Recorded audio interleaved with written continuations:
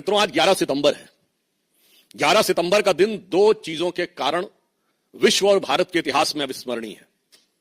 एक बहुत दुखद याद जुड़ी हुई है 11 सितंबर से 9/11, और इस समय संयोग से राहुल गांधी अमेरिका की धरती पर है।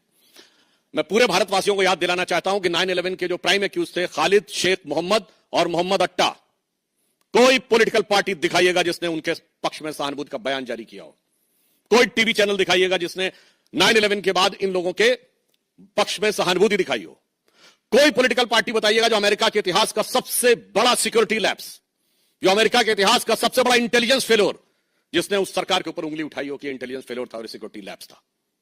ना, बल्कि पूरे अमेरिका ने और उनकी सारी पॉलिटिकल पार्टी ने फर्म रिजॉल्व किया।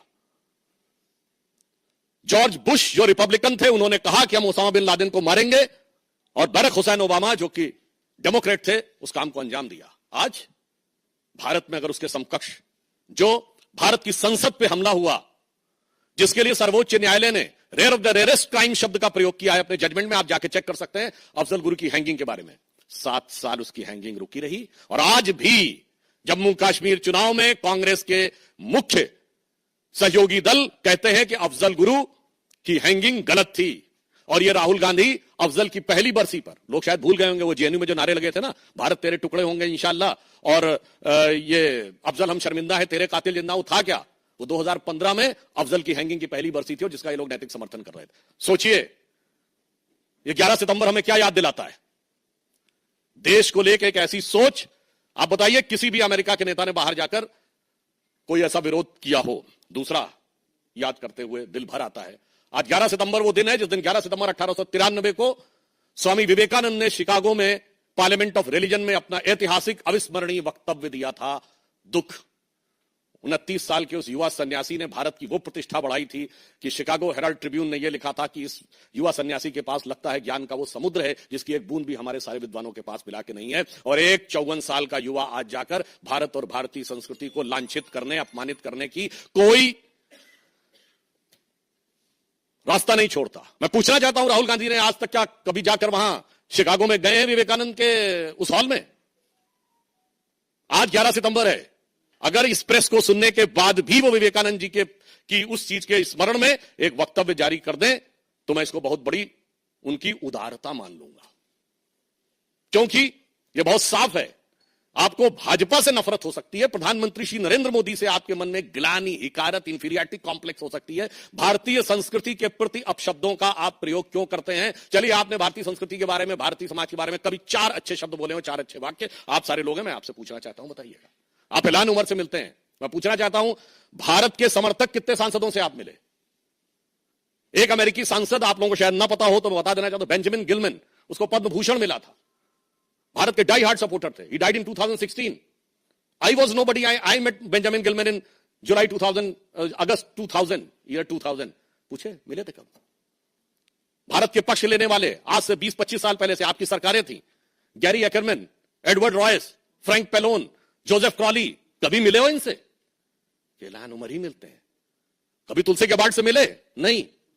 इसलिए आज हम बहुत गंभीरता के साथ और बहुत दुख के साथ कहना चाहते हैं कि जो बात सैम पित्रोदा जी ने कही है, पहले तो मैं एक चीज कोट भी कर देना चाहता हूं, क्योंकि आज उन्होंने, सैम पित्रोदा जी ने कहा ना कि राहुल गांधी जी अब वो बहुत समझदार हो गए हैं और बहुत वो, चूंकि वो इस समय अमेरिका की धरती पे हैं, तो पूर्व अमेरिकी राष्ट्रपति बराक ओबामा ने अपनी किताब द प्रॉमिस लैंड में 2010 में भारत आए थे, और राहुल गांधी जी से मुलाकात के आधार पर राहुल गांधी जी के व्यक्तित्व पर एक टिप्पणी की थी, जो मैं कोट कर रहा हूं।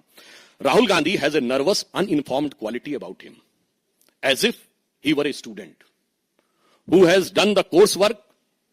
ही is eager to impress the teacher, but deep down lacked either the aptitude और the passion of the subject. The promise land, written by Barack Obama, page number 601। इसके लिए जानते क्या कहा जाता है? आप लोगों ने से जिन लोगों ने इंग्लिश लिटरेचर पढ़ा होगा या यूरोपियन हिस्ट्री पढ़ी होगी, तो उसमें एक फ्रेज है, एक किंग जेम्स फर्स्ट होता था, जिसके सारे दरबारी उसको बहुत बुद्धिमान मानते थे, और बाहर वाले समझते थे हमेशा कुछ ना कुछ वो जरूर करता है, तो इसको शब्दशः ना लिया जाए।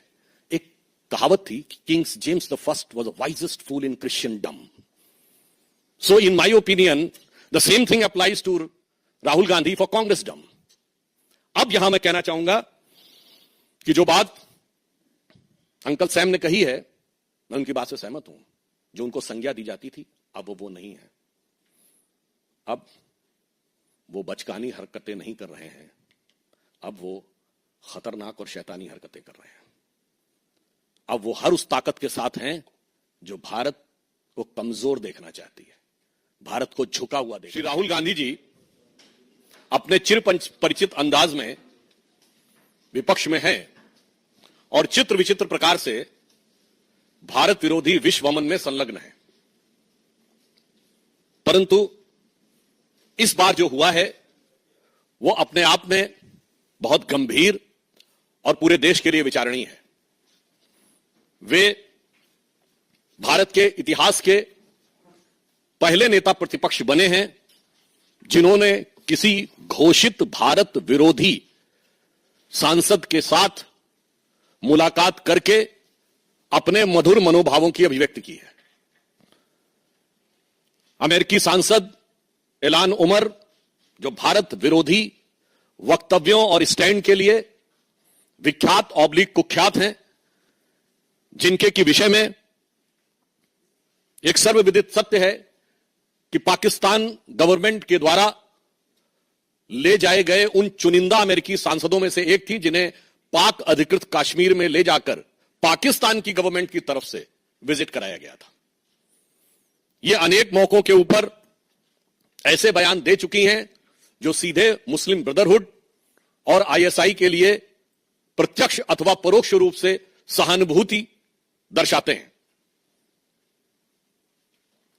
राहुल गांधी जी भारत के इतिहास के पहले नेता प्रतिपक्ष बन चुके हैं जिनका नाम एक समय पर पाकिस्तान ने संयुक्त राष्ट्र संघ में भारत विरोधी अपने वक्तव्य में प्रयोग किया था। और आज अपने उनके भारत विरोधी मित्रों की श्रृंखला में एक और उपलब्धि राहुल गांधी को प्राप्त हुई है। He has further added another feather to his cap of anti India friends. जब पन्नू ने उनकी तारीफ की है, यानी पाकिस्तान से लेकर पन्नू तक की और इल्हान उमर तक उनकी तारीफों में जो पुल गढ़े जा रहे हैं, उसमें एक नया नाम और भी है। ये जनाब हैं मुशफिकुल फजल। ये वो पत्रकार हैं, आप सबको ध्यान हो, जिन्होंने व्हाइट हाउस की प्रेस कॉन्फ्रेंस में और यूएन स्पोक्स पर्सन से अरविंद केजरीवाल के बारे में, अरेस्ट के बारे में सवाल पूछा था। ये है वो महोदय। अब आइए साहब, और ये महोदय जो हैं, देखिए कितने मधुर भाव से सेल्फी ले रहे हैं राहुल गांधी जी के साथ। और राहुल गांधी जी और उनके चच्चा, जो बता चुके थे कि वेस्ट वाले अरब से आए हैं और नॉर्थ वाले यूरोप से आए हैं, ईस्ट वाले चाइना से आए हैं, दक्षिण भारत वाले अफ्रीका से आए हैं, ये चतुर्दिक प्रतिभा के धनी जो इनके सैम हैं, उनके साथ ये बैठे हुए हैं। अब ये इल्हान उमर के साथ मुस्कुराहट बिखेरती हुई और हर भारतवासी को दिल को चीरती हुई यह तस्वीर है। इस विजिट में उन्होंने कुछ ऐसे शब्दों का प्रयोग किया है जिस पे मैं पूरे देश का ध्यान आकर्षित करना चाहूंगा। ये वर्ड्स उनकी डिफरेंट स्पीचेस में आए हैं। I don't want to live in India. I doesn't value skilled people. I doesn't have the freedom of faith. Indians, in India, there are hateful peoples. Indians doesn't allow the different languages. Indian identity is not acceptable. Indian society is casteist. Indians, social media influencers are for UC only. और separatist और जो कश्मीर में terror के perpetrator थे, उनका समर्थन। देखिए, चीन के बारे में वो बार बार बोलते रहते हैं और कहते हैं चीन से भारत की तुलना नहीं हो सकती है। पर मैं राहुल गांधी से पूछना चाहता हूं कि उन्होंने क्या मिस्टर ली फोंग शू का नाम सुना है? ये चाइना के डिफेंस मिनिस्टर हैं, गायब हो गए थे। ट्विंग गैंग का नाम सुना है? ये चाइना के एक्सटर्नल अफेयर्स मिनिस्टर थे, गायब हो गए थे। मिस्टर ली हिया चाउ, ये रॉकेट कमांड, जो मोस्ट एलीट कमांड है चाइना की, उसके जनरल थे, गायब हो गए थे। जैक मा का तो नाम सुना ही होगा, अलीबाबा के मालिक, जो $29.8 बिलियन का वर्ल्ड की हिस्ट्री का सबसे बड़ा आईपीओ ला रहे थे, गायब हो गए थे। उसके बाद मीडिया में किसी ने कोई सवाल नहीं पूछने दिया गया। जो 5 साल में एक बार चाइनीज कम्युनिस्ट पार्टी का प्लेनियम होता है, पिछले प्लेनियम में केवल हु जिनताओ की हाथ पकड़ के बाहर ले जाती तस्वीर के अलावा बताइए किसी मीडिया के पास एक तस्वीर तक है बयान को छोड़ के। और उसके बाद प्रेस फ्रीडम इंडेक्स में चाइना हमसे बहुत बेहतर स्थिति में है। और उसके बाद राहुल गांधी जैसे लोग उन लोगों की जय जयकार करते हैं। मुझे लगता है कि और कुछ नहीं है, या तो चीन के साथ हुए करार का इकरार है, या राजीव गांधी फाउंडेशन को मिले ये उपहार का खुमार है, जिसके लिए चीन के लिए उमड़ता प्यार है और भारत के लिए हमेशा नफरत की दरकार है, भारत सरकार के लिए, भारत की फौज के लिए। नहीं, वो आप उनकी बात समझ नहीं पाए। उनका ये मानना है कि वो जब फेयर प्लेस, मतलब जो उनका मजबूत वाला वोट बैंक पक्का हो जाएगा ना, तब रिजर्वेशन की जरूरत खत्म हो जाएगी। क्योंकि जहां वो पक्का हो जाता, रिजर्वेशन खत्म हो जाता। कश्मीर में खत्म, जामिया मिलिया इस्लामिया में खत्म, अलीगढ़ मुस्लिम यूनिवर्सिटी में खत्म। तो समझ रहे हैं ना, वो पक्का वाला मजबूत वाला वोट बैंक जो है वो जब हो जाएगा तो उसके हिसाब से then it will be a fair place in which everything will be in one colour, then everything will be fair. और ये मैं ये भी कहना चाहता हूं आप सबके सुलभ संज्ञान के लिए, बाबा साहब अंबेडकर ने जब रिजर्वेशन की, शेड्यूल कास्ट रिजर्वेशन की अधिसूचना जारी की 10 अगस्त 1950, the notification of the central government, anybody can go and check. उसमें क्लियर कट लिखा है 3rd पैरा के पॉइंट नंबर 2 में कि जो हिंदू रिलीजन में को नहीं मानते हैं वो शेड्यूल कास्ट नहीं माने जाएंगे, कभी शेड्यूल कास्ट में नहीं लाए जाएंगे। सच्चर कमेटी की रिकमेंडेशन में आपने 2013 में मुस्लिम्स को शेड्यूल कास्ट में लाने के लिए बैकडोर से एंट्री करने की कोशिश की थी और उसकी रिकमेंडेशन में यह लिखा हुआ है, और जहां जहां मौका पाया है आपने निपटा दिया है। तो जो दिल के अरमान है ना, वो किसी और के लिए हैं, बाहर का चेहरा किसी और के लिए है।